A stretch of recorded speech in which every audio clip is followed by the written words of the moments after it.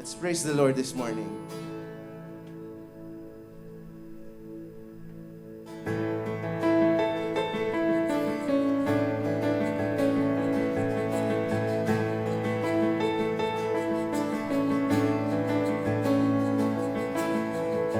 Remember those walls that we called sin and shame. They were like prisons that we couldn't escape. But he came and he died and he rose. Those walls are rubble now. Yes, it is.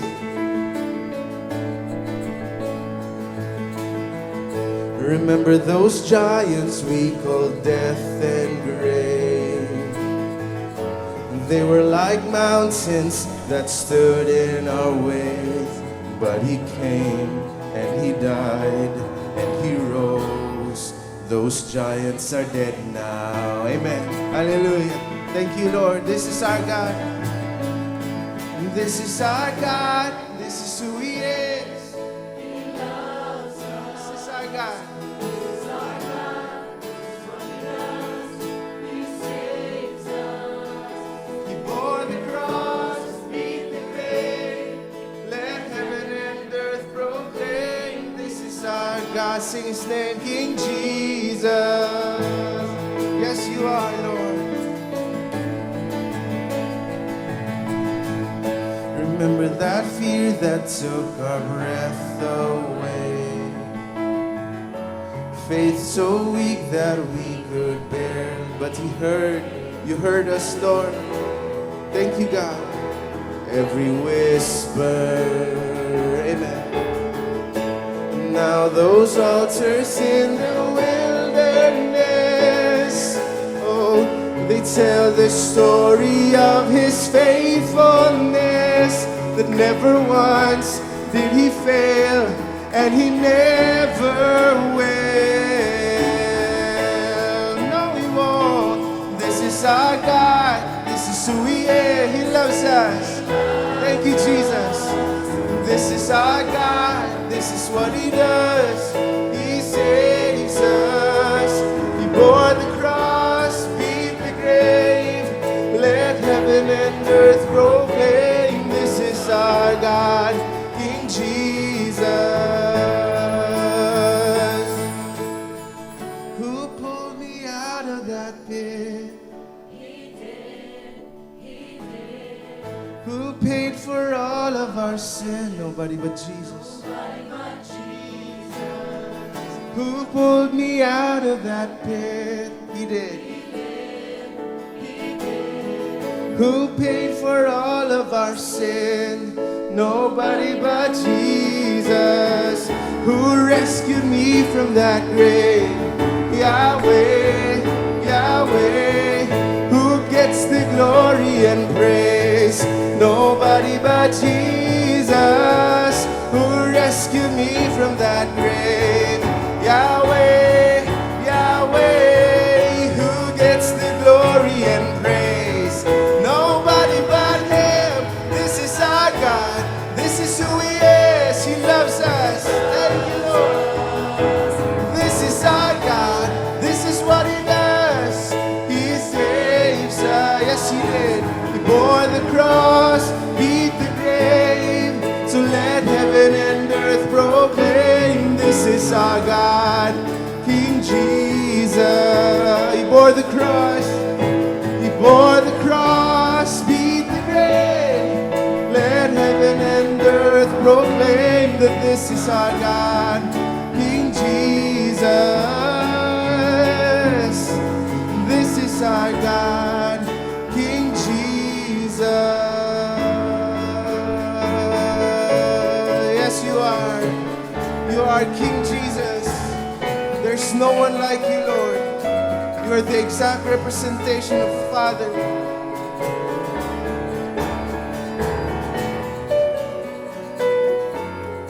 He has delivered us from the powers of darkness into his Son, in whom we found forgiveness from our sins. By his blood, for by him all things were created.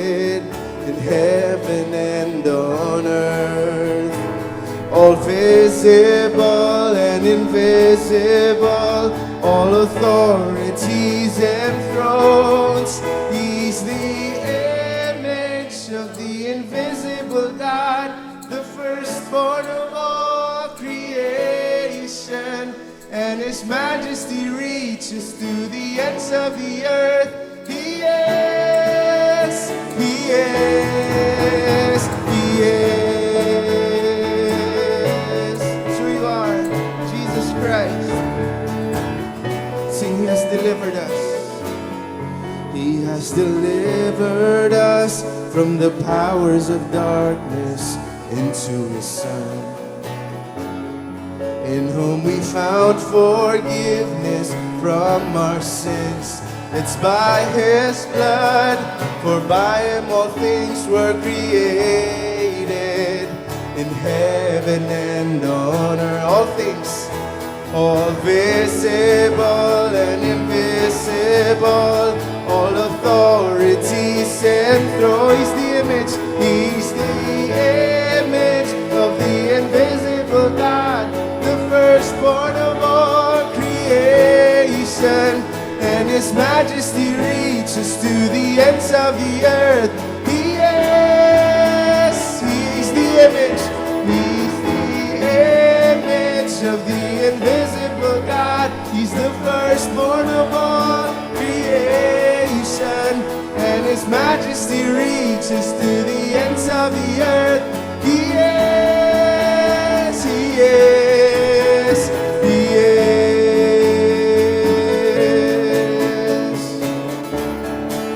Our holy Lord, there's no one like you, Jesus.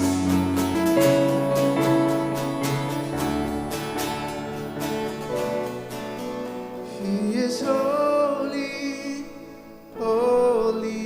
He is, He is, He is holy, holy. He is, no one like you. He is holy, He is holy, holy. He is, He is, He is holy, holy. He is, He is, He's the image of the invisible God. Yes, you are. And His majesty reaches to the ends of the earth. He is, He's the image, He's the image of the invisible God, the firstborn of all creation, and His majesty reaches to the ends of the earth. He is, yes, He is, He is.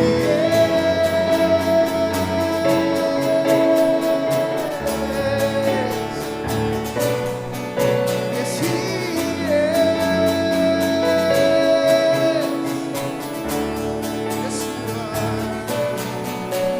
He is holy, holy. He is. Sing it to the Lord. He is holy. He is holy, holy. He is. He is. Once again, He is holy. He is holy, holy.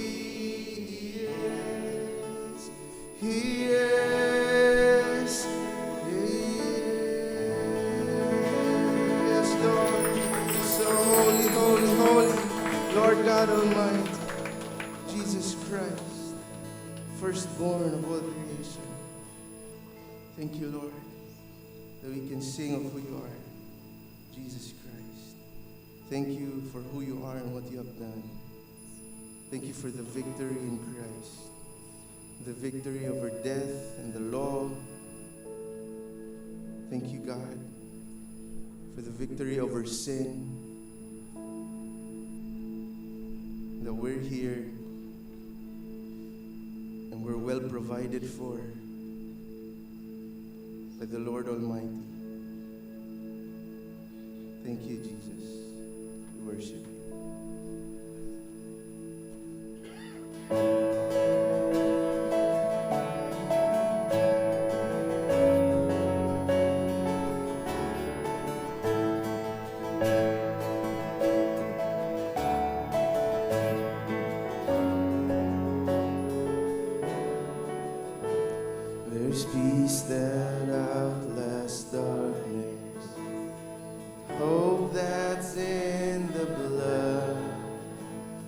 There's future grace that's mine today, that Jesus Christ has won. Yes, He has. So I can face tomorrow. Why? For tomorrow's in your hands. Lord, I need you, just like you always have. Fighting a battle, I'm fighting a battle you've already won. No matter what comes my way, I will overcome. I don't know what you're doing, but I know what you've done. I'm fighting a battle you've already won. Yes, Lord, you're victorious one. There's mercy in the waiting. There's manna for today. And when it's gone, I know you're done.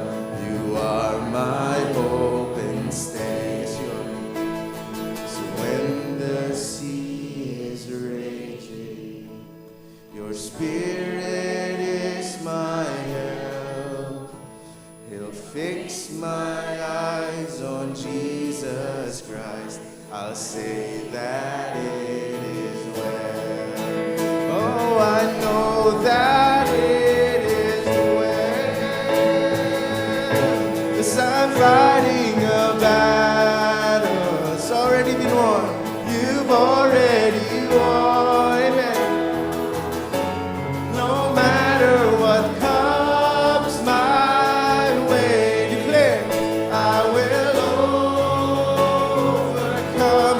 Don't know what you're doing, but I know what you've done. I'm fighting a battle you've already won. Yes, Lord, and we know how the story ends. We will be with you in eternity. We will be with you and see you face to face. There will be no more sin. There will be no more darkness. There will be no more pain. Just your glory, your presence for eternity, God.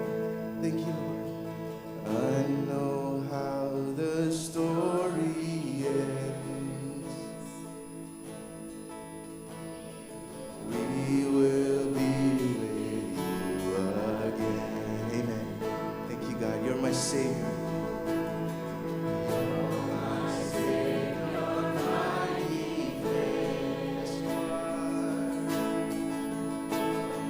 No more fear in life or death. Sing it again. I know how the story ends. I know how the story ends. We will be with you, God. We will be with you again. You're my Savior. You're my Savior, my defense. Yes, you are. No more fear in life or death. For one last time, I know how the story ends. I know how the story ends. Oh, we will be with you again for all eternity, Lord. You're my Savior, my defense. There's no more fear in life or death, 'cause I know how the story ends. Yes, we know how it ends. I'm fighting a battle that you've already won.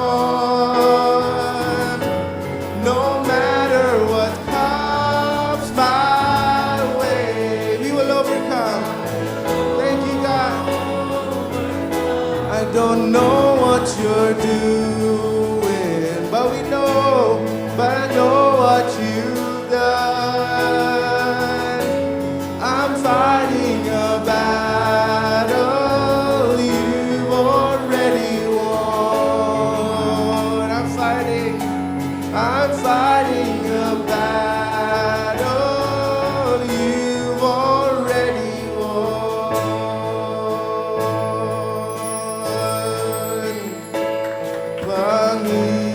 Panginoon, kay buti mo sa akin. Ikaw lamang ang tangi kong sasambahin. Yes, Lord. O aawitan kita at pupurihin,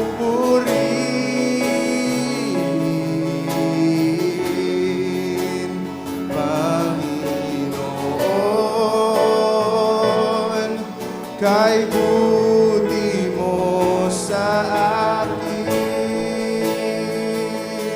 Yes, Lord, Panginoon. Panginoon, kay buti mo sa akin.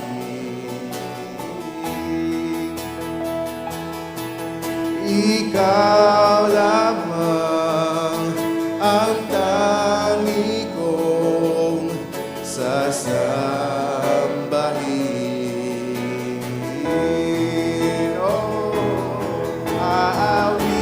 Aawitan kita at pupurihin,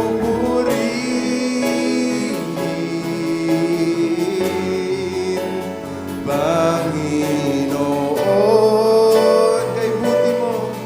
kay buti mo sa akin.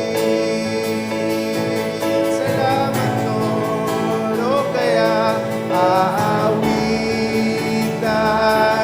kita at pupurihin,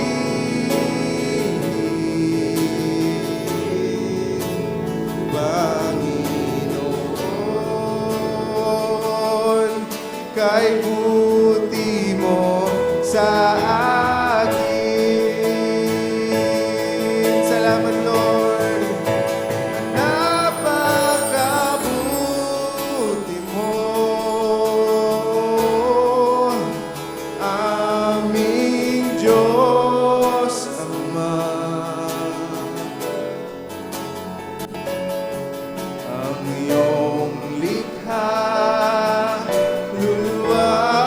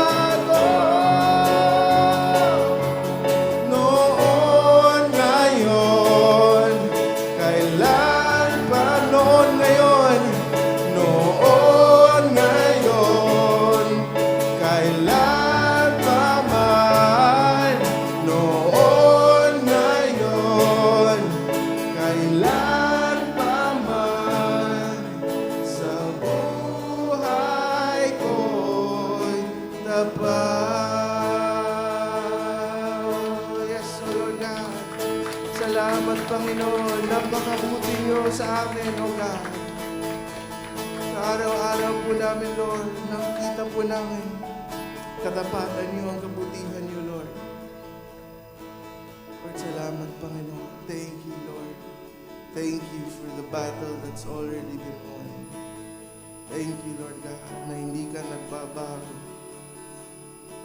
You are Jesus Christ, the same yesterday, today, forevermore. Hallelujah. There's no one like you, Lord. There's no one like our God. Jesus Christ.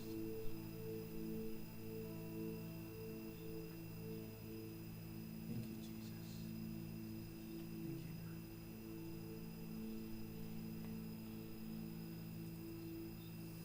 Lord, namamangha po kami, Panginoon. Tuwing nakikita po namin at na-connect po namin yung mga ginawa mo sa Old Testament.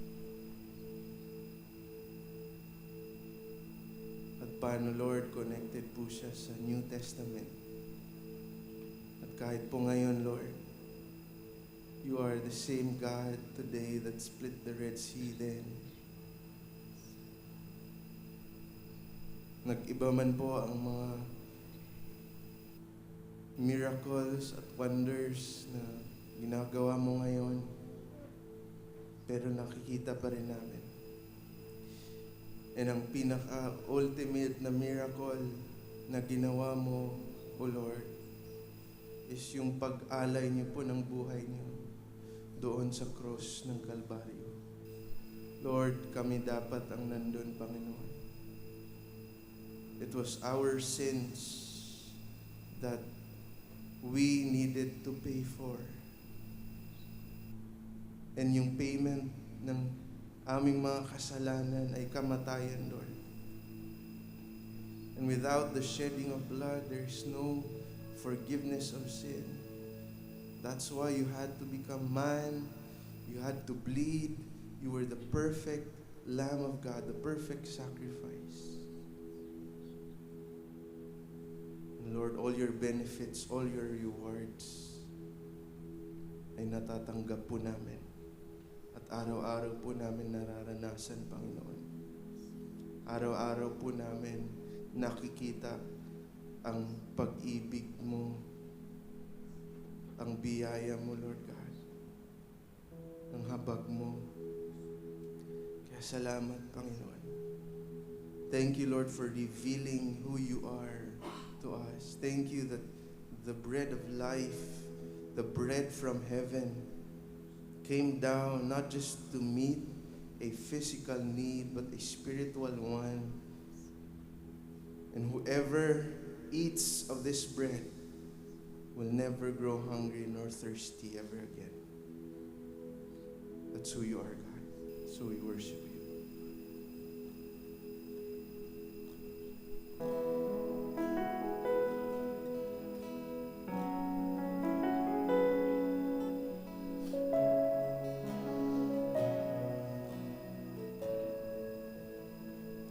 You said, I am the bread of life.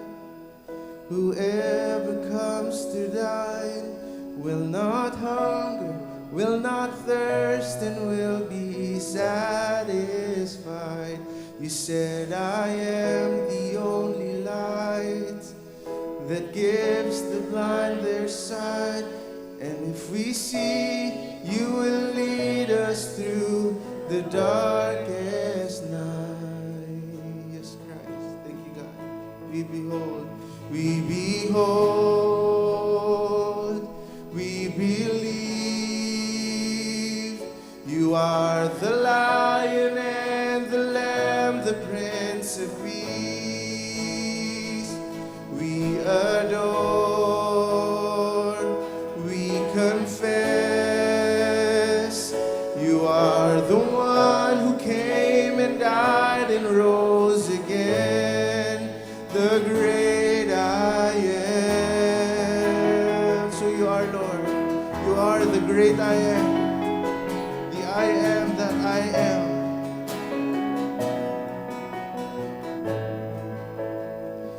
You said I am the open door that souls are longing for. If we walk in, new life begins forevermore. You said I am the shepherd guide who came to live and die, to lead the ones he loves to resurrection life. We behold, yes we do, God. We believe that you are the one, the Lion and the Lamb, the Prince of Peace. We adore, we confess, you are the one who came and died and rose again, the great I am,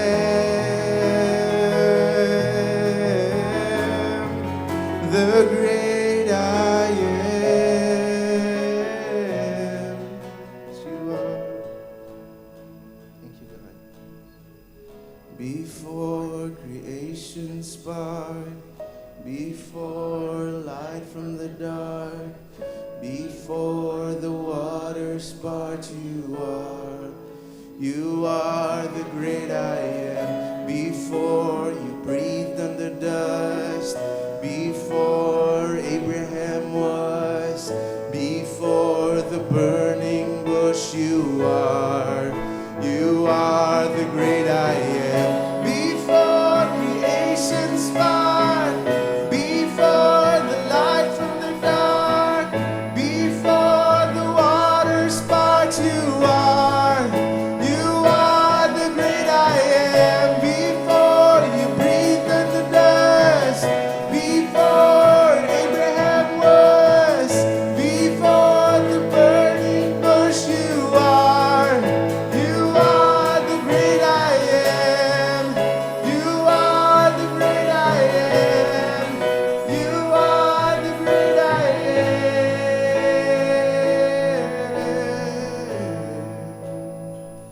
You said I am the only way to see the Father's face, the only truth, the only life, the one who saves. You said I am the one true vine, in you we will, yes Lord God, to bear the fruit of gospel truth in death and life, that all might know the mighty name of Jesus Christ. We behold, yes we do, we believe in you. You are the Lion and the Lamb, the Prince of Peace. We adore, we confess, you are the one who came and died and rose. We behold, we believe. Oh, we behold, we believe. You are the Lion and the Lamb, the Prince of Peace. We adore, we confess, you are the one who came and died and rose again, the great I am. Yes, Lord. So you are the great I am, the one who came and died and rose again, the Lion and the Lamb, Jesus Christ. In the beginning was the Word, and the Word was with God. The Word was God. Thank you, Jesus, for all that you are and all that you've done. God, we give you glory, give you honor. We adore you. You're beautiful and majestic beyond description, Lord. Thank you, God. We pray this in Jesus' name. Amen. Amen. Praise the Lord. Once again, good morning. And before we take our seats, let's roam around this place. Let's shake a hand Let's give a smile and let's greet one another with the love of the Lord.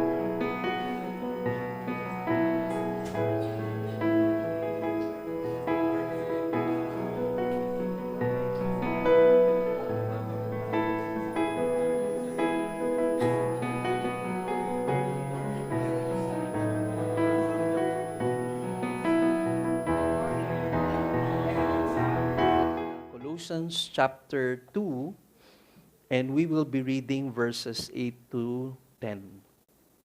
Tayo po ay, we read this, I'll be reading sa Tagalog translation and read it sa translation ng Bible niyo po. Sabi po dito, mag-ingat kayo upang hindi kayo mabihag ninuman sa pamamagitan ng walang kabuluhang karunungan at pandaraya na ayon sa mga tradisyon ng mga tao at mga alintuntunin ng mundong ito. At ang mga ito ay hindi ayon kay Kristo. Sapagkat ang buong kalikasan ng Diyos ay na kay Kristo sa kanyang pagiging tao. Verse 10, kaya't nalubos ang inyong buhay sa pamamagitan ng inyong pakikipag-isa sa Kanya na siyang nakakasakop sa lahat ng kapangyarihan at pamamahala. Lord, i-bless niyo po ang iyong banal na salita sa pagpapahayag nito. In Jesus' name, amen. Amen. Very recently po sa pagpunta ni Pastor TJ sa Amerika for his doctorate studies, para sa, actually sa States po yung kanyang Bible school, and most of itong studies niya po will be done online. Pero required po sila, I don't know kung quarterly ba or twice a year, ay pupunta po sila sa States para sa face-to-face na studies. And I think during yung first week po niya doon sa Amerika, meron siyang professor na nangusap yung mensahe na yun sa kanya personally. Kasi nung nag-gather na po ang mga estudyante, kasama po si Pastor TJ, meron pong inexpress ang isa sa mga professors ni Pastor TJ. At sabi po niya, ang karamihan ng mga dumarating na nag-enroll for mga studies sa Bible school ay in love sa Panginoon. No? In love sila sa Lord.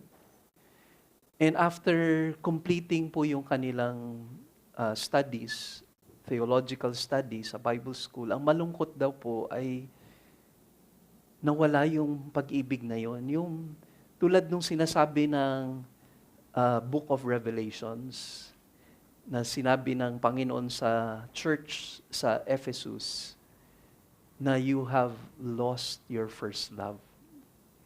E nung present po ng professor yon, pinadala kaagad ni Pastor TJ yung message kay daddy niya, kay Pastor Mel. And sinare po sa amin kaagad ni Pastor Mel when he was here. Yun po yung malungkot, yung when we gain so much knowledge, tapos nandito lang sa naging head knowledge lang. Hindi natin hinayaan na bumaba sa puso. Wala pong epekto sa buhay natin yun. Kaya ito po yung keynote ni Pastor TJ naman sa kanya, pinost niya sa kanyang Facebook account.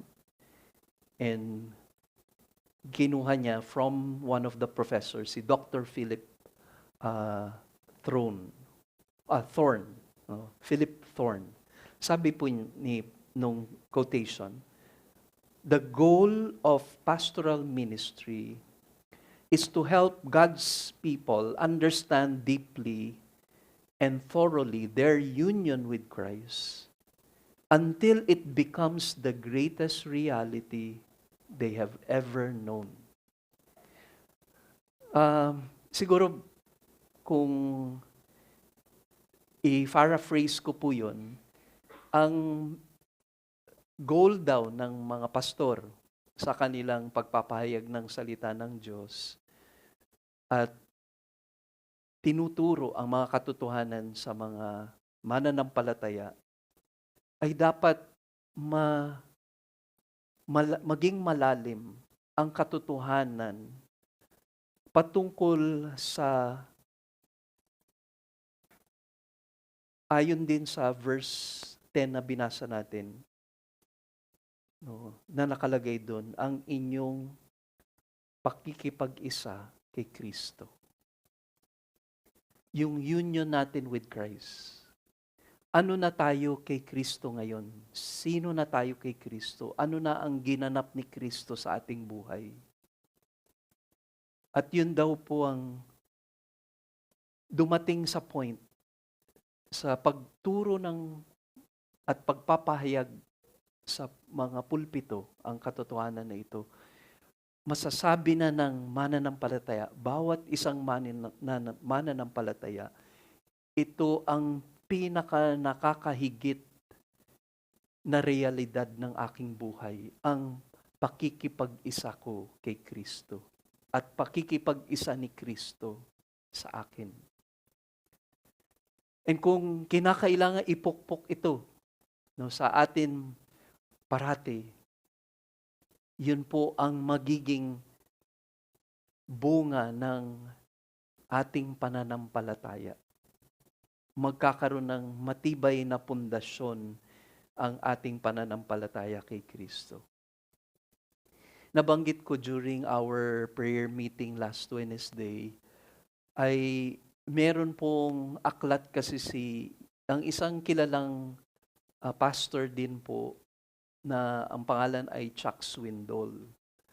Marami po siyang naisulat na aklat at isa sa mga naisulat niya na aklat ay 2 steps forward, 3 steps back. 2 steps forward, 3 steps back. At gusto niyang ipahayag ang katotohanan, hindi ko na po madidetalye ang laman ng aklat na yon, pero mapapatutuo ko po sa inyo ang tinatawag na essential na mensahe. Na sa buhay Kristiyano natin, minsan ay umaabante tayo at akala natin nagpo-progress na. Pero yung pala, yung abante natin, mas marami pa yung atras na nangyari. No? So, 2 steps forward ka, 3 steps backward ka.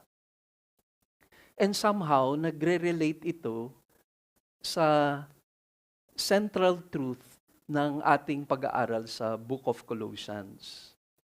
And yung central truth na yon sa section na natalakay na natin mula nung verse 1 ng chapter 2,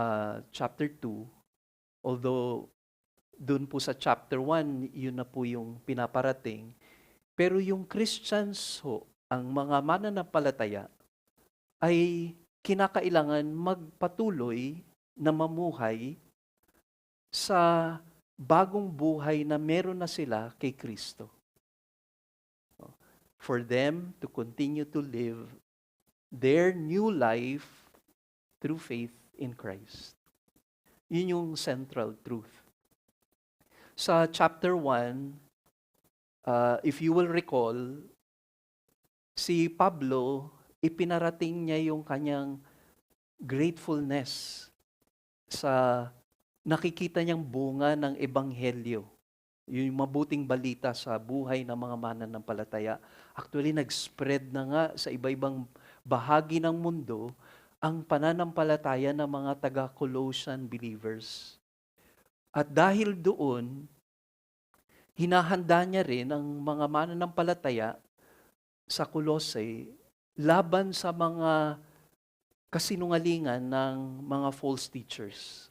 Meron pong may purpose kasi itong sulat na ito. Kailangan natin malaman bakit kinakailangan at bakit ipinarating ni Pablo ang sulat niya sa Colossae. Anong problema? Anong sitwasyon nila?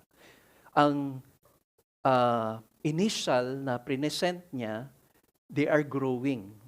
No?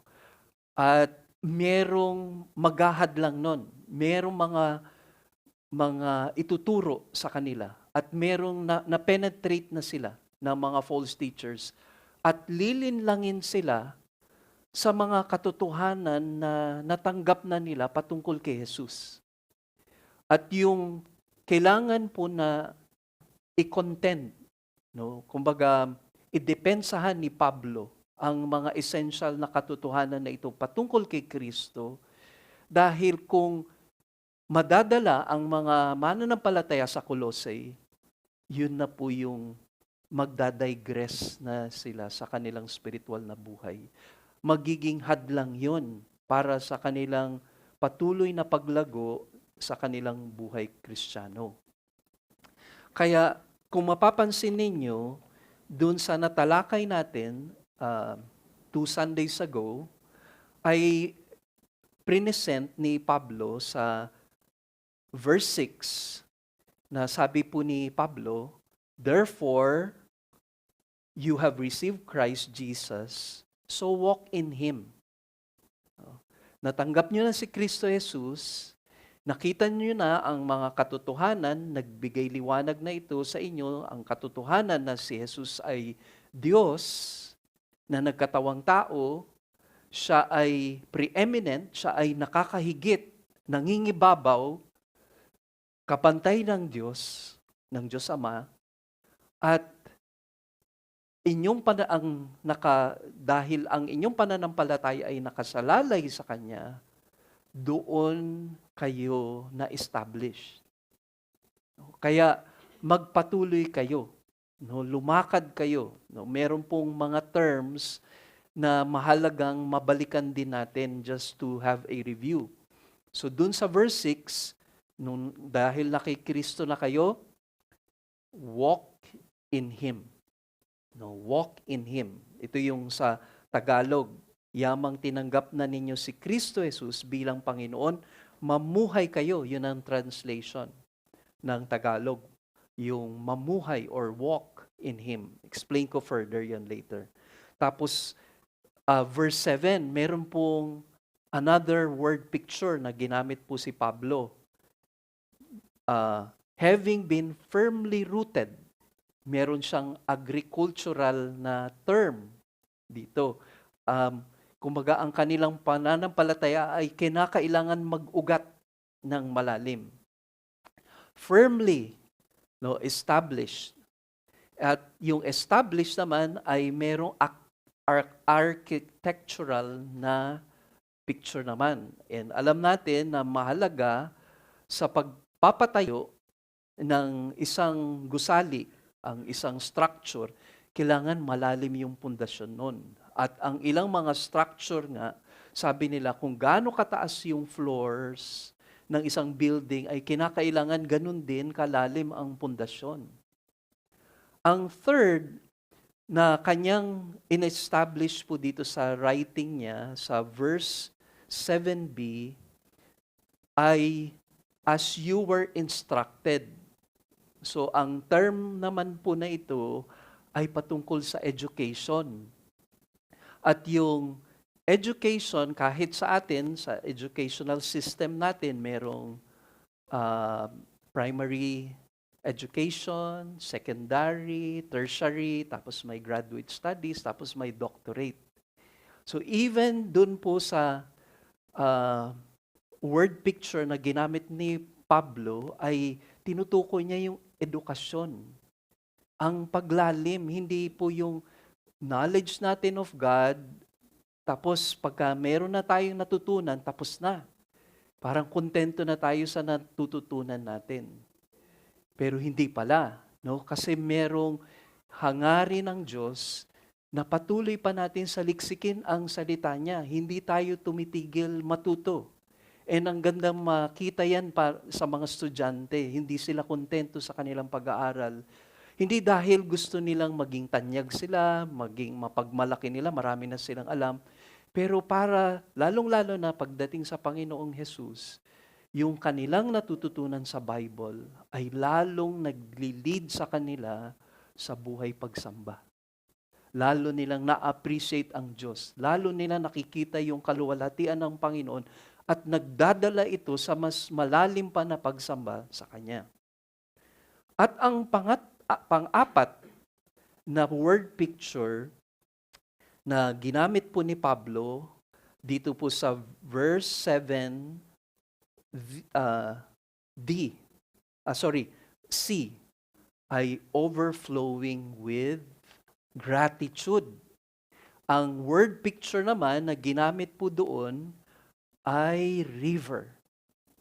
And from the text din in the book of John, na series po ni Pastor John, dadating po siya doon sa text wherein sinabi ni Jesus na what you will receive, or na-cover niya na po yan, no? Yung doon sa Samaritan woman, sa chapter 4, na out of your belly, yung water na iinumin mo dyan sa balon, ay mauuhaw ka uli. Pero yung tubig na ipagkakalob ko sa iyo, ay kumbaga, mula sa iyong tiyan, out of your belly. Yung Old English kasi na aking memorize.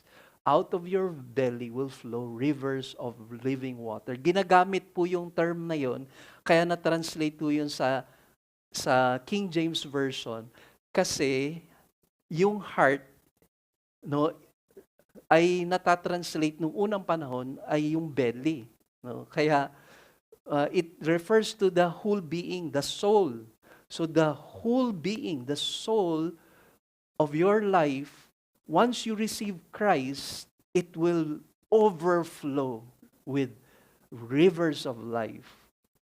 Kaya napakaganda pong presentation po ni Pablo yan. Mula verse 6 hanggang verse 8, meron siyang mga isinasalarawan na magdadala sa ating spiritual na paglago. There is yung picture to illustrate yung progress or spiritual progress. So nag-umpisa yun dun sa stability natin, dun sa verse 5, sa discipline natin at na sa stable yung ating faith sa Panginoon. Ang picture dun ni Pablo ay army. No, you are placed in yung proper ranking. You are arranged in the proper ranking. So when your life is being disciplined, na ikaw ay naitatama sa posisyon kung saan ka bilang mananampalataya kay Kristo. At dahil yung commander-in-chief mo ay ang Panginoon, you walk in obedience doon sa commander-in-chief mo. Sa verse 6, yung walk doon is a picture of a pilgrim. Naglalakbay ka. At yung paglalakbay na yon ay hinahangad mo. Ang literal meaning nga daw is hindi lang yung walk na naglalakad, but it is a full circle na walk. Ibig sabihin, ang picture doon ay kumpleto mong nalakad. Tuloy-tuloy. Na kumpleto mo yung ikot ng lakad na kinakailangan sa iyong spiritual na buhay. Kaya, yun po ang magpapatatag sa atin. Yun ang mga bagay na magbibigay sa atin ng spiritual na progress, stability. And it will lead to a life abounding in the knowledge of the Lord. Kaya ito po yung outline natin. Para masundan po natin yung ating lesson ay 1, the warning from foolish philosophies. Yung verse ito po ay i-cover ang verse 8. No, merong warning po si Pablo from foolish philosophies. Mga sa Tagalog ay mga hangal na filosofiya. No, human philosophy. Mga kapag-unawa ng tao, kaunawaan ng tao. Ang pangalawa, the wonder of the fullness of Christ. Ang kahanga-hanga ng kapuspusan ni Kristo. Yung fullness of Christ, and primarily it refers to the deity of Christ. Yung fullness of deity ni Christ or deity, yung pagka-Diyos ay puspos, ay kapuspusan ng ating Panginoon. In Him dwells the full deity. Grabe po yung Word of God. Kung paano ine-emphasize ang pagka-Diyos ni Kristo. Na kinakailangan nating maging matatag pa doon sa pananampalataya na yun. Kasi only one na mistake, meron lang mali doon sa turo sa mga katotohanan na ito will affect our Christian life. Bibigyan ko kayo ng isang halimbawa. Nakausap po namin, I had an opportunity rin makasama po si Pastor Bibo Montanya. And siya po yung kasama namin sa former church. And para for you to know, for those who do not know, yung former church ay lumihis sa salita ng Diyos. Ang ginawa ng pastor ay para mahikayat ang maraming tao, ay gumawa ng meron siyang filosofiya at tinatawag na new paradigm.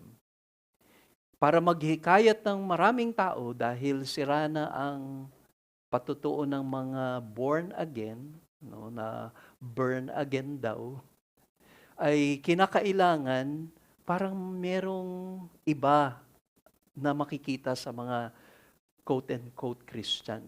Hindi mo kailangan na sabihin na Kristiyano ka, hindi mo sabihin kinakailangan magdala ng Bible, hindi mo kinakailangan magsabi ng mga Bible verses, hindi mo kinakailangan mag-pray, basta ipakita mo yung buhay na dapat na makita sa isang Kristiyano.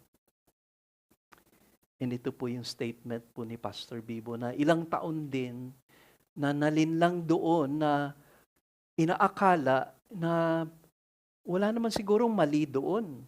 Na hindi ka magsabi hindi mo i-proclaim yung Bible, hindi ka kailangan publicly mag-pray, or pagka-Bible study, na dating Bible study sa mga opisina, sa mga schools, huwag mo sabihin na Christian ka, basta magturo ka ng values. And sabi po ni Pastor Bibo, yun ang sumira.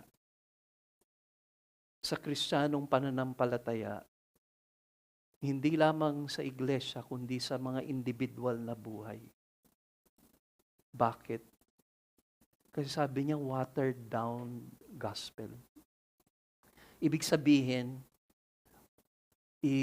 ang larawan ay para kang merong isang pure pineapple juice. Pinuno mo ng napakaraming tubig. Naging malabnaw na yung salita ng Diyos. To the point na walang-wala na talagang mensahe ng salita ng Diyos. At naapektuhan ang kanilang buhay. At malungkot isipin po yun.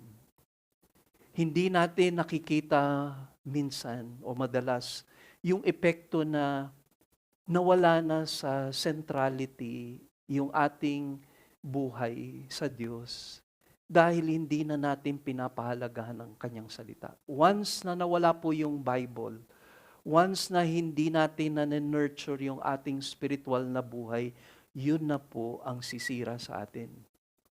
Kaya may warning si Pablo. Meron siyang dapat na bigyan ng babala sa mga taga-Colossae.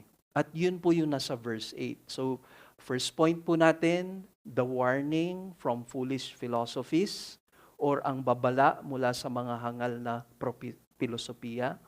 Pangalawa, yun po yung sa verse 8. Verses 9 to 10, the wonder of the fullness of Christ. Gusto ko po yung word na yun na wonder.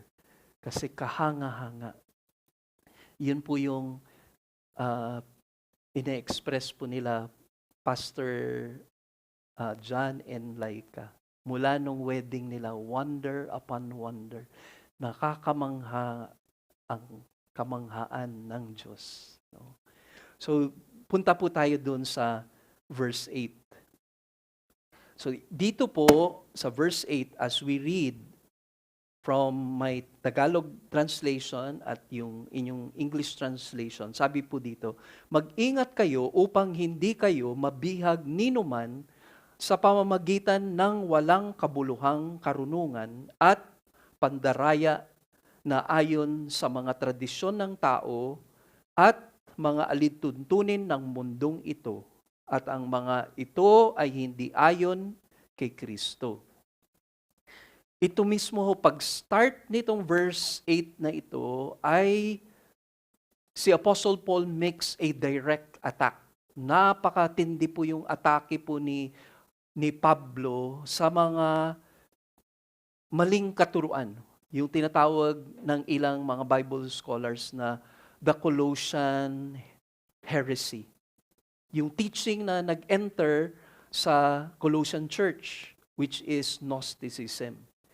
Kaya yung entire passage, actually magko-cover ito sa hanggang verse 23, na ina-expose ni Paul at winawarn niya ang mga taga-Colossae sa mga maling katuruan ng Gnosticism, na nabanggit ko sa inyo na in the past, ang teachings nila.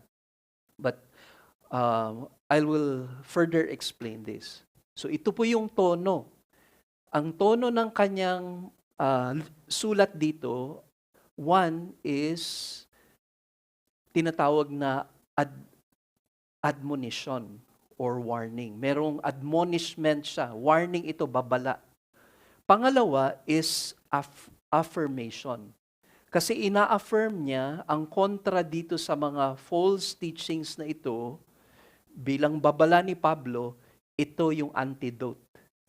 May poison na pumapasok ngayon sa iglesia sa Colossae, ito yung panlaban sa poison, itong truth about Jesus. Kaya tingnan po natin yung warning. So Paul warns against being taken captive through a false philosophy. Nag-start ng see to it. Ang see to it, pagka binasa mo sa original, merong pag-aalerto. Hindi lang ito, see to it. Merong see to it. Parang ganun po yung expression, ganun po yung dating. Mag-ingat kayo. Kaya yung isang Bible translation, ang ginamit niya dun sa see to it, just to emphasize yung original, be on your guard. Magbantay kayo. So military term na naman yung ginamit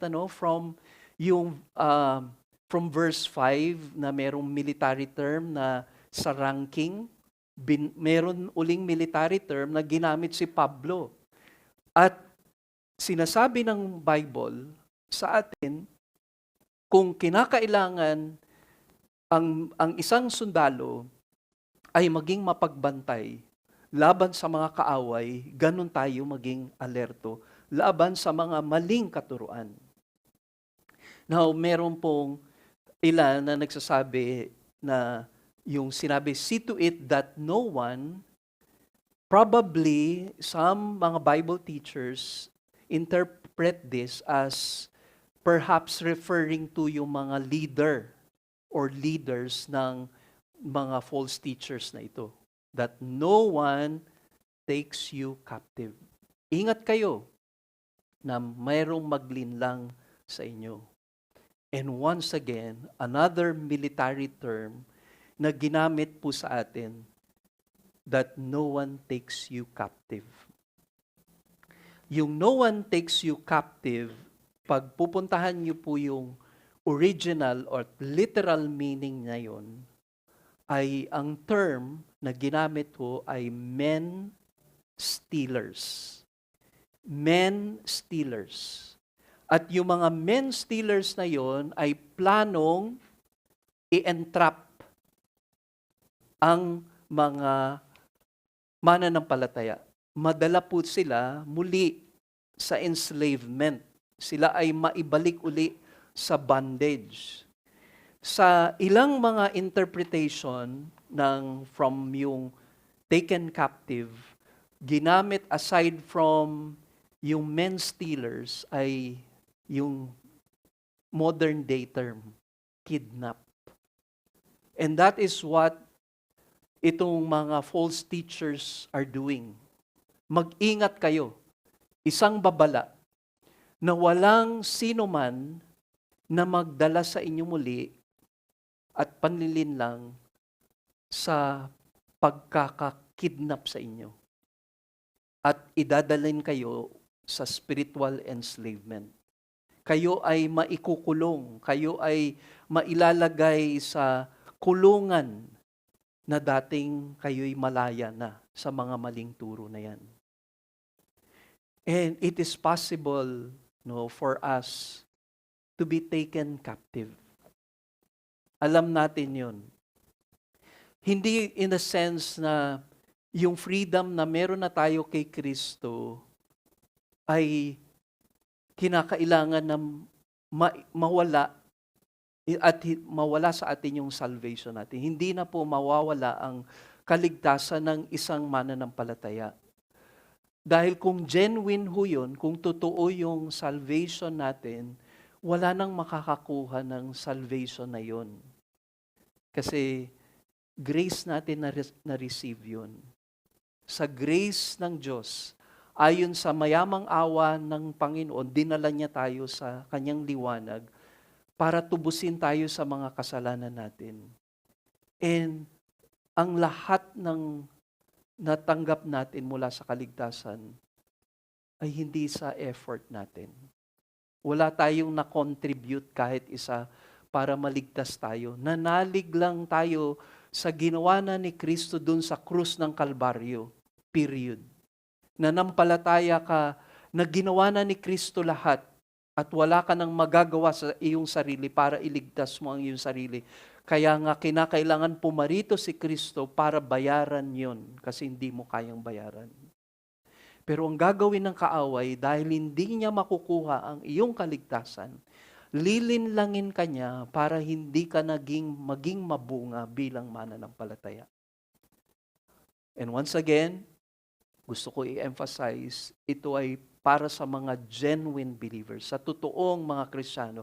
Kasi hindi po lahat na nagpo-profess na Christian sila ay totoo. Alam po natin yon. Sabi ni Jesus, by their fruits you shall know them. Sa bunga ng buhay nila, malalaman mo kung sila ay totoong mga tagasunod ni Kristo. Pero sa mga totoong mga nakikristo na, ang gagawin ng kaaway, hahadlangin niya ang iyong spiritual na paglago. At ang way po ng enemy is parating maling katuruan. Maling pag-uunawa. Kaya hindi natin pwedeng i-take for granted ang Bible.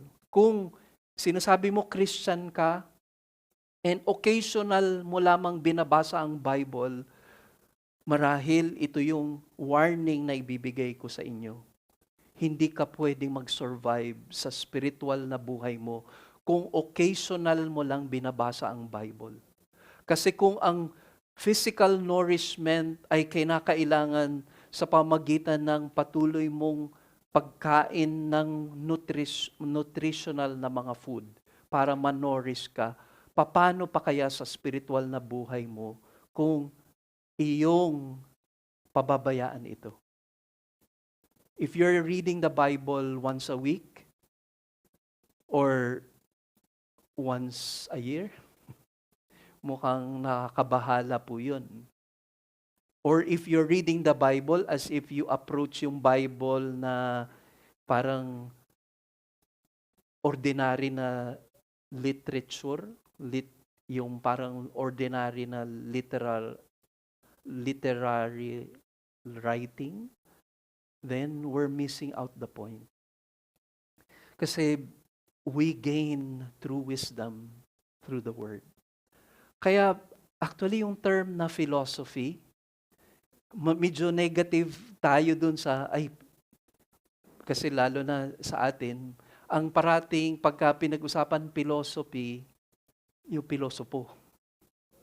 Na-identify madalas yung philosophy sa pilosopo. Pilosopo yan. Ang hirap kausapin yan. Ang daming maraming argumento yan. Maraming mga sariling pag-uunawa yan. And siguro na hindi yun ang totoong kahulugan ng philosophy. Kasi sa original na word, actually, yung word na yun is a noble na word. Alam nyo kung bakit? Kasi ang meaning nun is love of wisdom. Galing po sa compound word na phileo, which is to love, and yung sophia, si Pia, is wisdom. Ating Pia yan. Wisdom po ibig sabihin nun. It is to love wisdom. And di ba tama nga naman, kung we go to the Bible, yung sabi ng Proverbs, sa first chapter, the fear of the Lord is the beginning of wisdom. We are to love wisdom. Pero it is yung wisdom and we are to pursue it. No, hinahangad natin yon, talagang ninanais nating mahalin yon kasi yung wisdom na nagmumula sa salita niya, na magigain tayo ng kaunawaan patungkol sa Diyos, sa kanyang plano, sa kanyang purposes, and then we live yung life na walking in the wisdom of God. Meaning, you don't just gain knowledge. Hindi ka lang nabigyan ng impormasyon, kundi ito'y nagre-resulta sa tamang pamumuhay. Yun yung wisdom. Na-apply mo yung mga katotohanan na yun, nagiging evident sa everyday walk mo. Hindi ka lang puro Bible verses. Yung mga alam mo sa Bible ay nagtatranslate sa iyong pamumuhay, sa iyong pananalita. Yung pakikitungo mo sa ibang tao, pakikitungo mo sa asawa mo, pakikitungo mo sa kapwa mo, mga trabahante o classmate, yun po yun. Kaya kinokontrast po ni Pablo, talaga niyang binibigyan ng distinction. Ano ba yung philosophy or love of wisdom, to love wisdom na tama? At ano yung philosophy of the world? Binigyan niya ng clear distinction yon. Merong mga pamamaraan ang mundo at karunungan ng mundo na taliwas sa salita ng Panginoon. So, ito po yung ilan na mga marahil magbibigay warning sa atin. Actually, yung mother ko po ay graduate po na English major po siya at ang dami-dami niya pong aklat patungkol po literature on mga philosophers. And sabi ko, aralin ko nga ito hanggang nabasa ko yung aklat ni A.W. Tozer. Sabi niya, huwag mo nang basahin. Huwag mo nang, kung hindi mo rin yan, kung gugulo lang yan sa isipan mo, huwag mo nang basahin yan. Kumbaga, malinaw na ito ay kontra sa katotohanan ng Diyos. So, huwag na lang. Pero merong ilang mga manunulat na nagbigay ng mga ilang impormasyon tungkol sa mga philosophers. Pero i-take note nyo lang, ito yung para lang magkaroon kayo ng idea, hindi ko na po kayo pupunuin masyado, i-burden ng maraming impormasyon patungkol sa mga philosophy na ito or philosophers. Basta ito ang malinaw. Ang mga Gnostics, or yung sabi nila, Gnosticism kasi means knowledge . So para kang may level din ng knowledge yun. Para ma-attain mo yun, yung pinaka-highest level of knowledge, doon makikilala mo ang Diyos. Doon may karapatan ka na sa langit. Yun yung kanilang somehow basic na tinuturo ng Gnosticism. Pero kinukontra po ng Gnosticism ang truth about Jesus. Dinideny nila ang pagka-Diyos ni Kristo. Pagka dininay mo na ang pagka-Diyos ni Kristo, wala kang mapanghahawakan. Wala kang mapanghahawakan para sa kaligtasan mo at aasahan mo sa susunod na buhay, wala. Kaya dinideny nila na si Kristo ay Diyos at imposible ang Diyos magkatawang tao. So yun ho, at least magkaroon po kayo ng idea na ganon.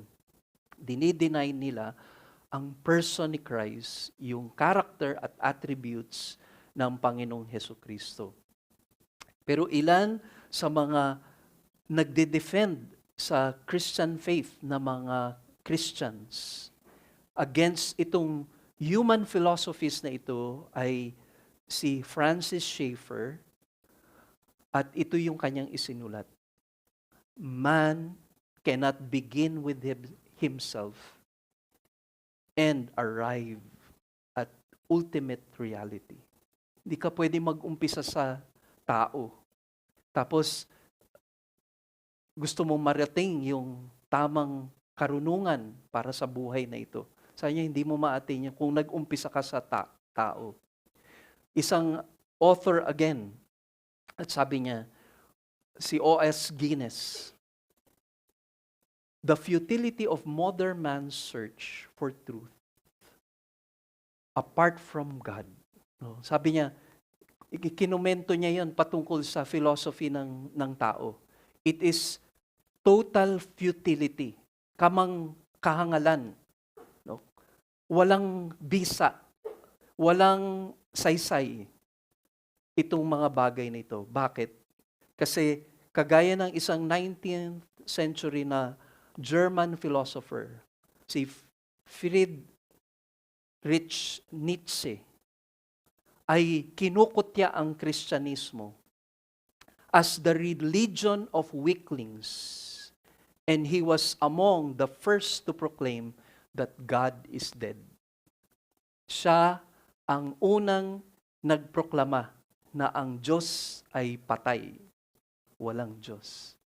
And alam nyo ba na ito si Friedrich Nietzsche ang naging idol ni Adolf Hitler. Siya po yung naging idol ni Hitler. Kaya tingnan nyo, yung bunga sa buhay ni Hitler. Dito sa verse 8, merong tatlong descriptive phrases. Meron pong ipinapaliwanag si Pablo na nagbibigay po ng yung kinakarakterize, isinasalarawan ang teaching ng mga human philosophers or ng false teachers. At sinabi niya, hollow and deceptive. No, sa English version. Itong mga false teachers na iyon, you are being taken captive, kinikidnap kayo para ma-enslave kayo, spiritually enslave kayo, kasi ang gusto nila ay dalhin kayo sa kanilang mga katuruan. Ilalayo kayo kay Kristo and you will be enslaved. Saan kayo ma-enslave? Ang sabi ni Pablo, hollow and deceptive na sistema, philosophy. Hollow, empty. Wala talagang laman. No? Walang laman ang mga itinuturuan nila at mapanlin lang. So first, it is yung kanilang hollow na philosophy, empty na philosophy, it is after or it is according to the tradition of men. Tradition ng tao. Ang pangalawa, it was a philosophy that depends on or it is according to the elementary principles of the world. Yun yung pangalawa. So tradition of men, tapos elementary principles of the world. Yung third na system of philosophy, it is not according to Christ. It is not according to Christ. So first, it is after the tradition of men. So, ang tradition of men, even sa study natin, napapansin ninyo from yung series ni Pastor John on yung tradition na idinagdag ng mga religious leaders sa law, ay kumbaga parang katatawanan yung mga ina-add nila na tradition na hindi talaga nasa law. And tradition by itself, yung meaning nun ay it is handed down. No? Ipinapasa mula sa ninuno, ipinapasa sa mga susunod na mga lahi o henerasyon. Kaya malungkot kung hindi ang basis ay ang Bible.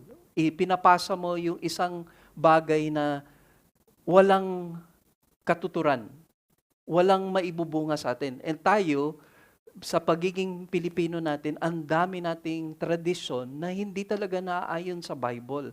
Meron tayong ways na fina-follow at alam natin na, ay, yan yung sabi ng mga magulang. O yan yung paniniwala ng mga ninuno natin. Yan na yung nakasanayan natin. Kagaya nung nag-visit po kami sa Patay, so ang sabi, kasi pagka nandun ka sa Patay, yung pagkain, doon mo kainin.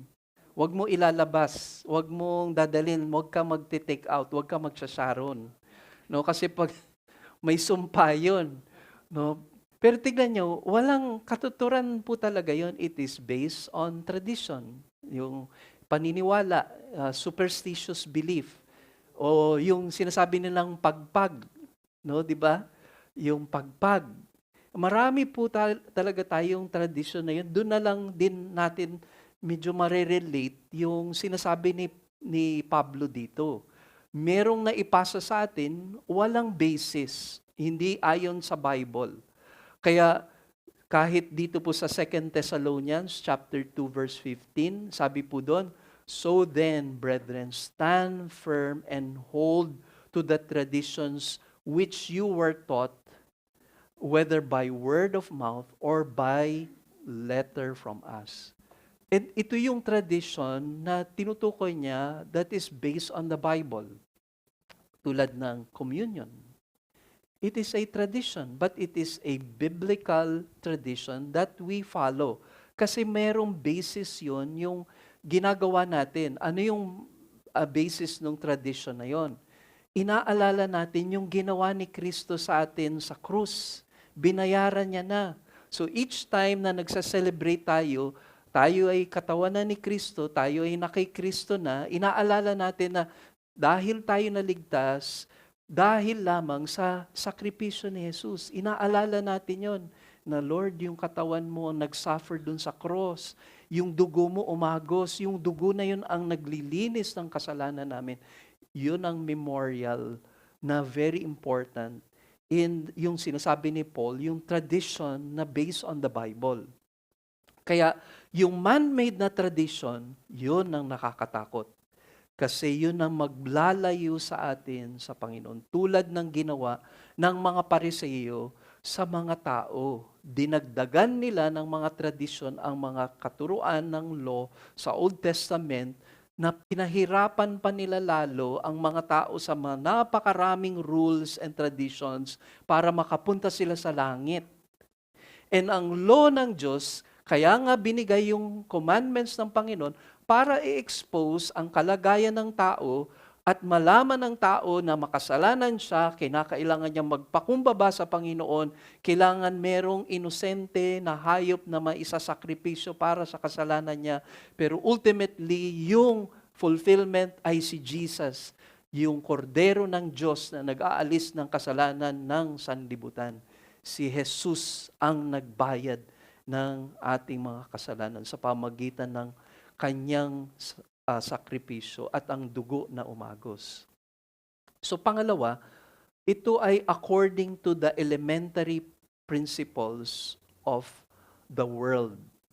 Yung basic principles or elementary principles ay actually marami pong kahulugan, no? Pero originally, yung ang meaning daw ng elementary principles ay parang yung sa atin in our time yung alphabet. Yun, elementary yan, very elementary, di ba?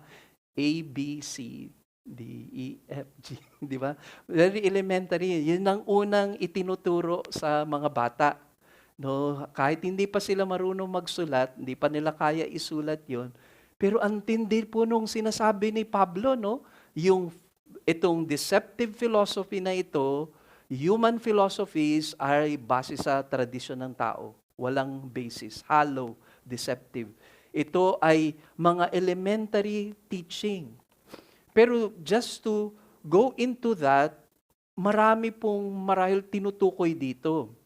Sa ancient Greece kasi daw, merong tinatawag na elemental spirits of the universe. So meron daw mga angels na nag-i-influence sa heavenly bodies.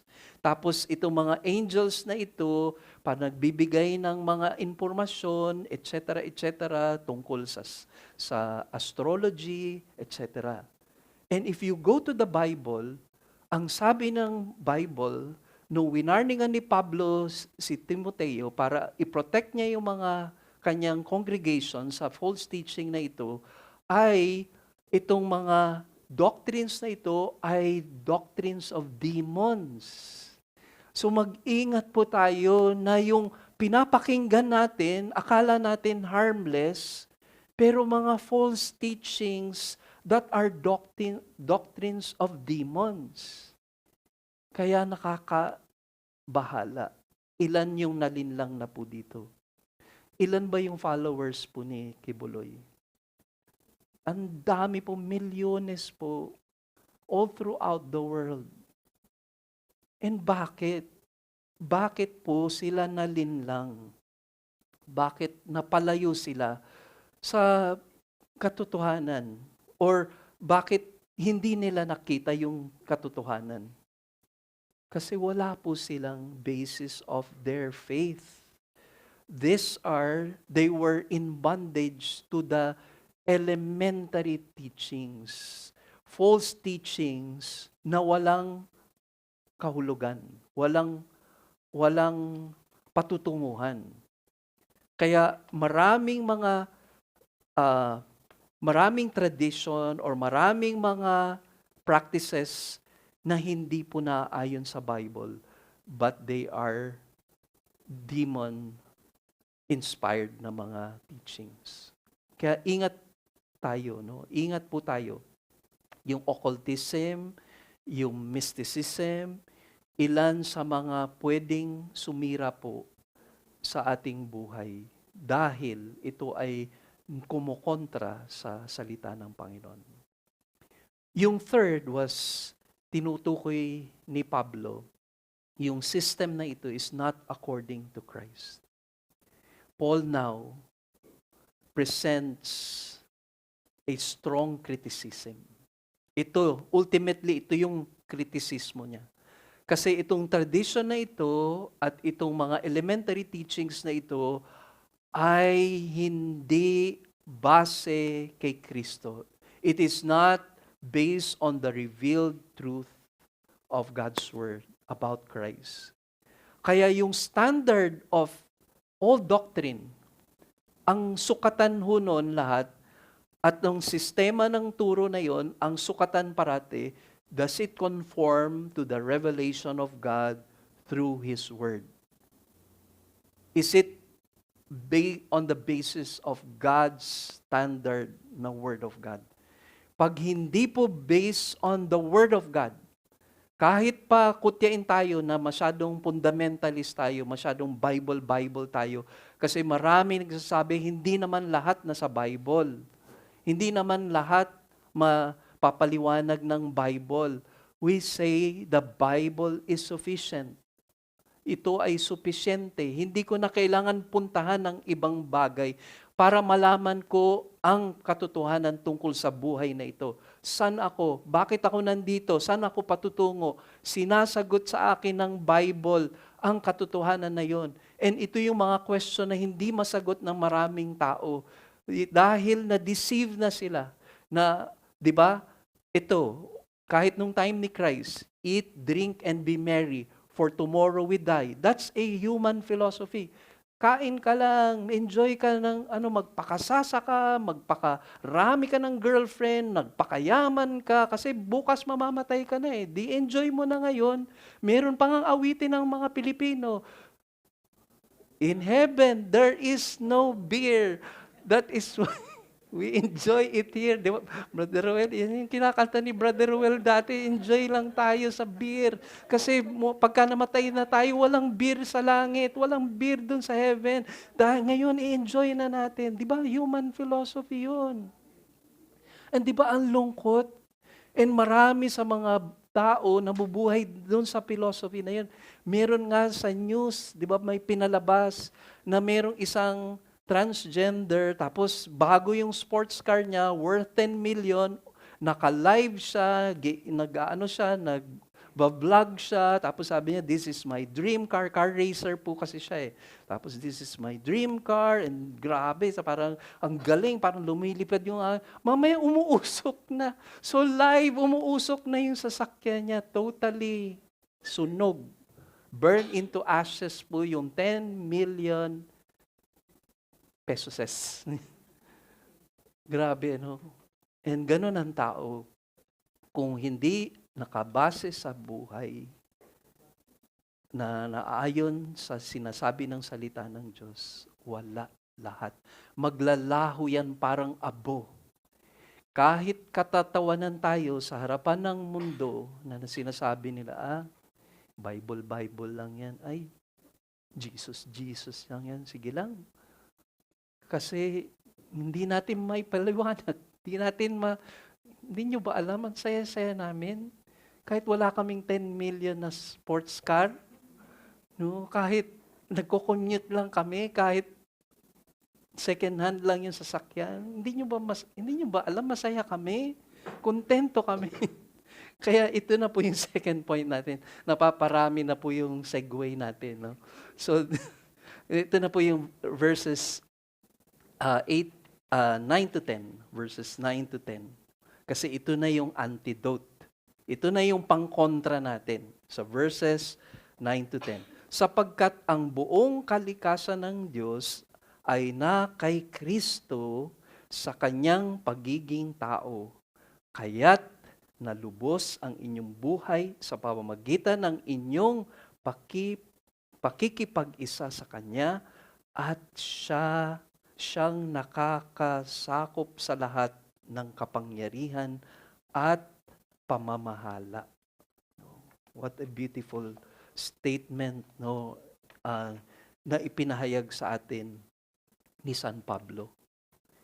Ngayon, tingnan niyo po, no, essential truths to na we cannot miss this out. Kasi pine-present ng Bible yung doon pa lang sa chapter 1, present na He is, di ba, He is the firstborn of creation, yung authority niya, power niya, heir niya, yung riches niya, di ba, it displays yung attributes ng Diyos sa buhay niya. And dito, muli, iniulit ho yun. Nung sinabi na the sum total of all that God is, all of His being and attributes, all of yung attributes of God ay na kay Jesus. We cannot deny po yun. And Jesus has proven that yung truth na iyon. And yung fullness, gustong-gusto yan ng mga Gnostics. Kasi yung fullness ay galing sa Greek word na pleroma, which is yung source of all source. Parang yun yung ang kanilang understanding. Yung pleroma is the source of all knowledge. So basically, ang Gnosticism sa kanilang religious experience, kailangan lang nilang umangat dun sa level na yun of knowledge hanggang ma-receive nila yung fullness of that knowledge. And that brings them to a right standing with God, right standing with yung kanilang environment, etc., etc. Pero sinasabi sa atin ng Bible, si Christ is the sum total of all that God is. All the attributes of the Father and the Holy Spirit is the same attributes of our Lord Jesus Christ. The full deity dwells in our Lord Jesus Christ. Hindi po ba tayo na-amaze po doon? Kaya nga ako, whenever si Pastor John is preaching on the series of John, I listen. Although minsan may time talagang yung dahil pagod ako na dahil sa IBI, no, yung kasi ang daming tanong ng mga IBI students. Pero I enjoy every moment when it is presented to us verse by verse, yung word studies, etc. Because it displays God's character and the deity found in Jesus and His claims of being God. Diba? Yung tinuro po ni Pastor Eboy din, the I am. Mag-uumpisa na po yung I am po ni Pastor John sa I am the bread of life. Ito na yung isa sa 7 I ams ng book of John. And it is about the deity of Christ. It is about the Yahweh that is proclaimed and revealed in the Old Testament. And Jesus is claiming that for Himself. I am. I am. I am all that my people need. Kaya binibigyan diin po ito ni Apostle Paul dito. And this is one of the blessed passages in all of Scripture. Why?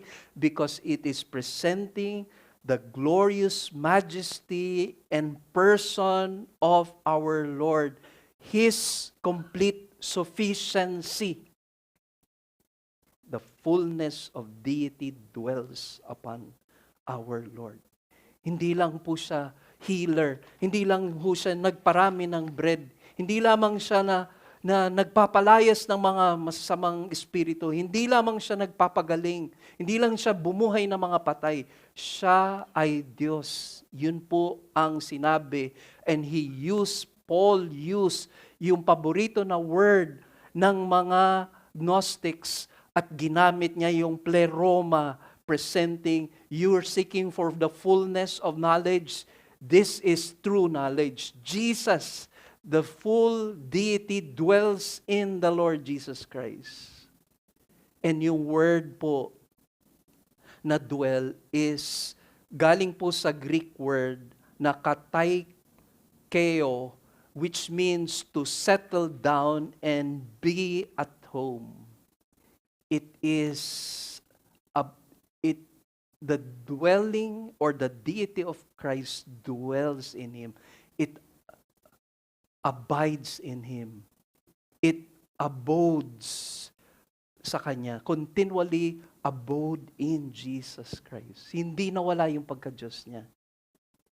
Kaya ito yung we were talking about yung sa Old Testament, yung tabernacle. God tabernacled among His people. He dwelt among His people dun sa tabernacle. Biro mo yung God who was separated with man that He has created because of sin. Tapos ngayon, reveal niya yung sarili niya, tabernacled among them, yung people of Israel. And do you know that Jesus, the fullness of God, dwells in Him? Tabernacled among us. Kaya dun sa Matthew 1:23, He is the Emmanuel, God with us. Jesus Christ is the fullness of God, and it is permanently in Him bodily. His physical bodily. or body, and that this physical body, the physical body of Jesus was glorified. At yun po yung sinasabi ho ng Bible, the glorified man, God or God-man is in heaven. He is enthroned. Diba? God is spirit. Spirit po ang Diyos. Wala po siyang physical na katawan, wala siyang physical na paa, wala siyang mga lahat ng meron tayo bilang mga tao. Pero yung Diyos na ito, yung eternal God, became man. And hindi po siya nawala ang kanyang pagka-Diyos. Siya ay Diyos na nagkatawang tao. And when He died for our sins, paid for the penalty of our sins, perfect na sacrifice, yung body niya wherein dwells the fullness of God, was sacrificed, and His blood that was shed cleanses all sins, those who receive the Lord. Pero He did not die, He did not remain dun po sa grave, because on the third day, He rose again. The bodily, resurrected, glorified body of Christ was resurrected. And that this glorified body, God-man, now is enthroned. All power, all authority, all dominion is His forever and ever. Na-picture niyo po ba yun? Yung glory ng Diyos na ngayon ay nandun, nakaupo sa trono at in control sa lahat ng mga bagay. Yun po, hindi siya ghost, hindi siya espiritu. Siya po ay merong physical na katawan na glorified. And this God-man, Jesus Christ, embodies the fullness of deity. It is a remarkable thing. Why?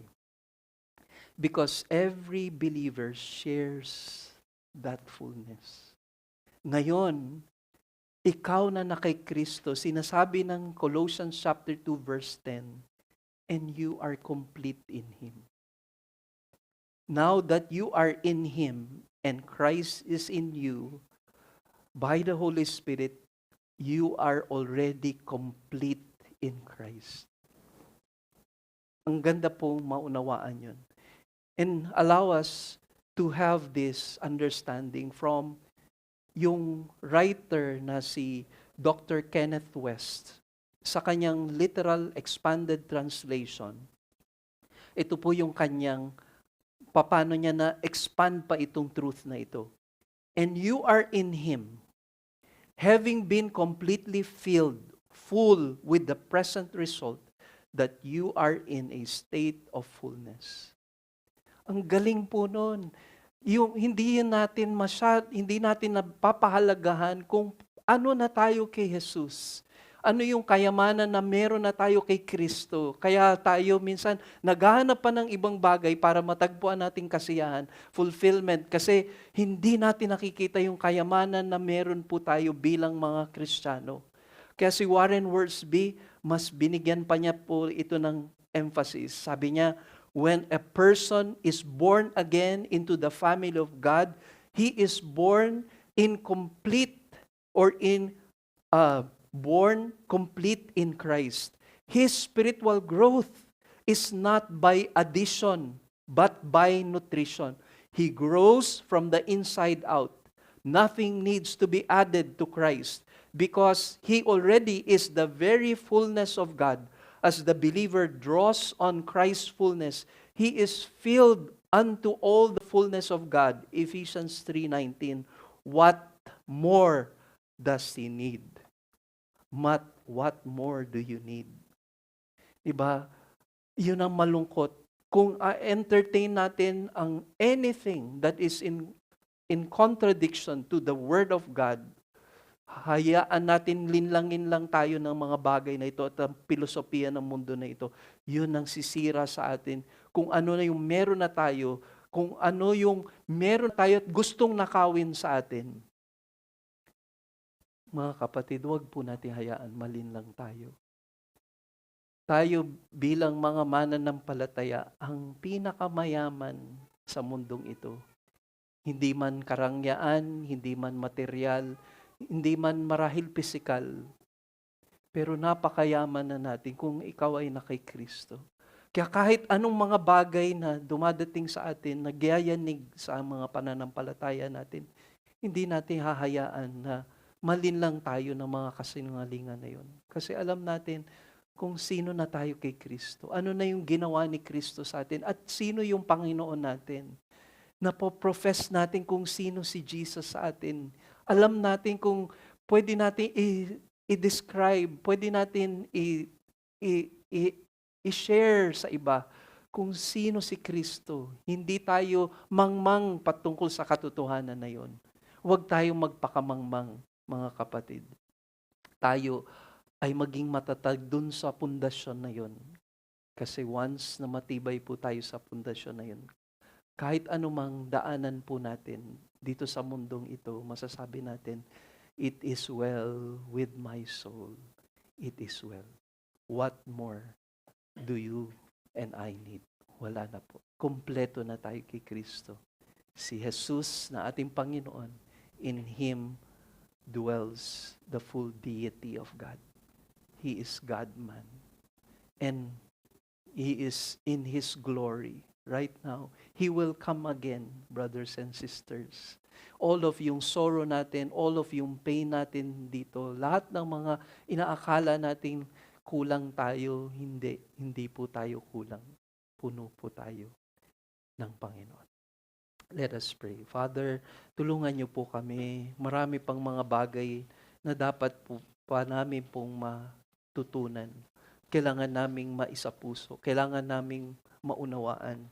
At patawarin niyo po kami kung hindi namin napapahalagahan ang mga nasusulat dito sa Bible.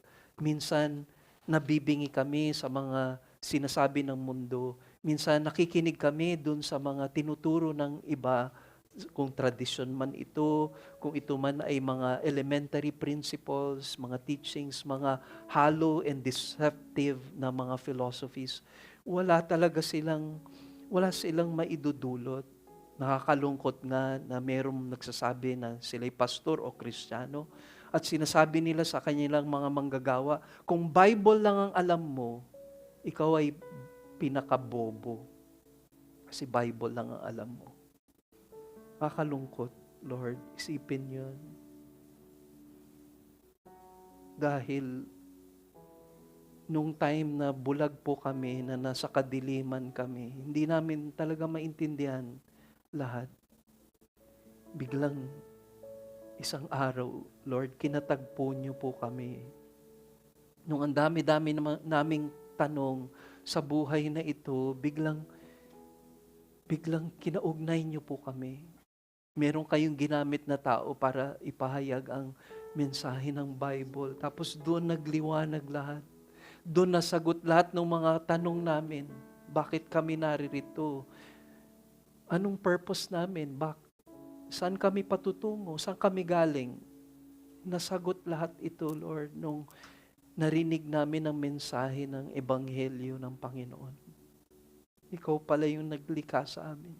Ikaw pala yung may-ari ng buhay namin. Tinubos mo kami sa pamagitan ni Kristo at pangako mo na sino mang manampalataya sa iyo magkakaroon ng buhay na walang hanggan. Hindi matatapos dito sa temporal na buhay ang buhay. Na sinasabi ng ilan, dito enjoy mo lahat kasi dito lang talaga, hanggang dito ka na lang.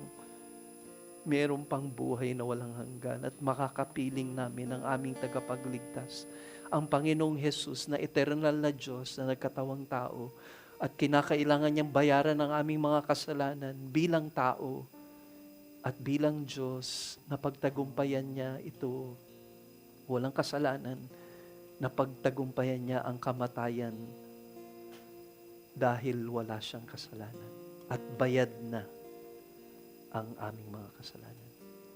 Lord, sa lahat ng mga kailangan pa naming pagbulay-bulayan, bigyan niyo pa po kami ng kauhawan. Huwag po kaming tumigil. Huwag po kaming magsawa, Panginoon. Huwag namin isipin na sayang ang oras, sayang ang panahon pagka nagbabasa kami. Huwag namin pong isipin yun. I-enjoy namin na lalo pa kayong makilala, lalo mo pang kaming mamangha, the wonder of knowing Jesus, the fullness of Christ. And Lord, the warning about the foolishness of the philosophies of man, and yung wonder of knowing Jesus, the fullness of God dwells in Him. And now, we who believed in Him are full and complete. Dahil si Kristo ay naghahari na sa buhay namin. Kaya salamat po sa buong linggo na ito. Gabayan niyo po kami sa lahat ng endeavors namin. Bawat pamilya, bawat individual na naririto, kayo po ang mag-minister sa kanilang mga puso at buhay, Panginoon. Ang prayer ko po din, kayo ang magbiyaya ng kanilang mga pangangailangan, pisikal, emosyonal, mental, Panginoon, lalong-lalo na sa spiritual na buhay nila. And salamat po sa blessing na nakakapagbahagi kami para sa gawain mo, Lord, para sa iyong kaharian. Papasalamat po kami sa mga taong ginagamit niyo po para i-bless ang gawain upang makapagpatuloy kami at maipahayag namin ang Ebanghelyo sa iba-ibang dako din ng aming lugar. And hopefully, Lord, open doors for Bible studies, mga small groups, discipleship groups, because, Lord, this is our mandate to make disciples of all nations. Thank you even for other churches na nagsusupport sa amin tulad po ng church ni Pastor Jom sa Living Word UK na naging katuwang namin sa pagpapayag ng gospel. And thank you for using them also para ma-continue namin yung work here, O Lord. And sinasabi nga ni Pastor Jom, we are partners with you, Pastor Jess, in proclaiming the gospel of Christ. We are grateful for this, O God. All this we pray in Jesus' glorious name. Amen and amen. You said, I am the bread of life. Whoever comes to dine will not hunger, will not thirst, and will be satisfied.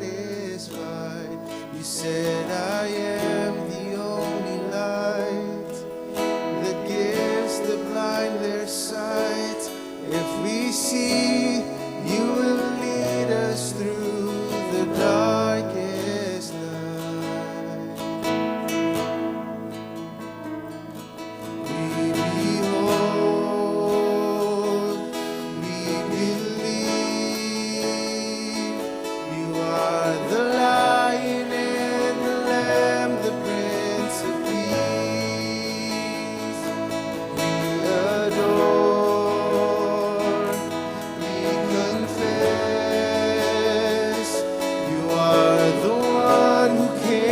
Died and rose again, the great I am.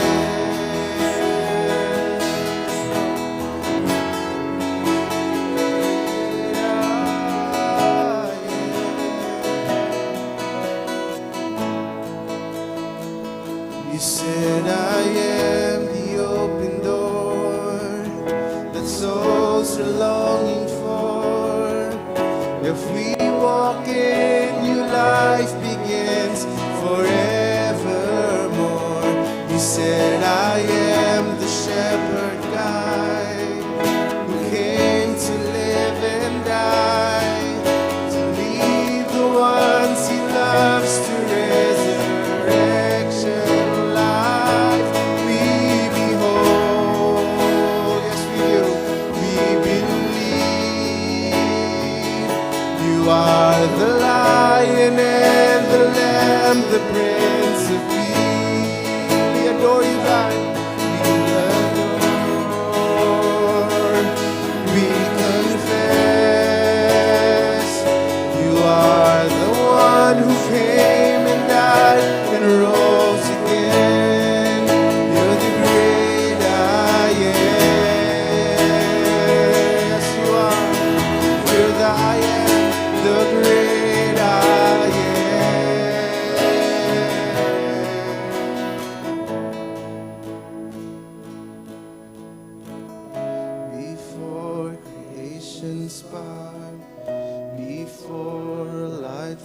dark. Before the waters part, you are the great I am. Before you breathed on the dust, before Abraham was, before the burning bush, you are the great I am. Before creation start, before the light from the dark, before the waters start, you are the great I am.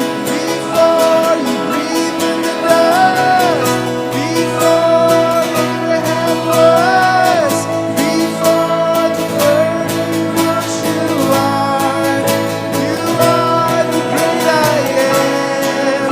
You are the great I am. Yes, you are the great I am.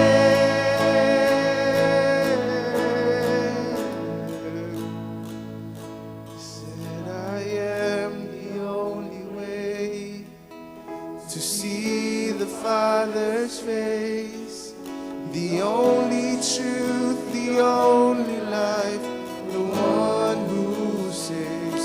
You said I am.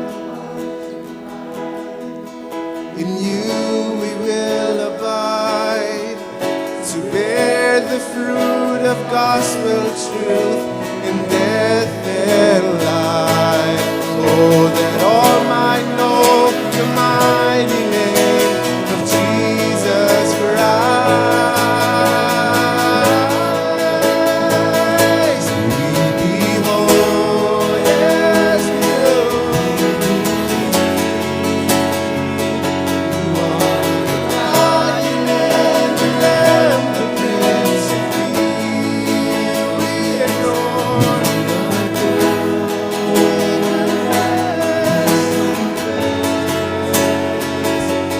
Are the one who came and died and rose again. Sing it again. We behold, we believe. We behold you. We believe in you. You are the Lion and the Lamb, the Prince of Peace. We adore, swear in awe of you. We confess you are the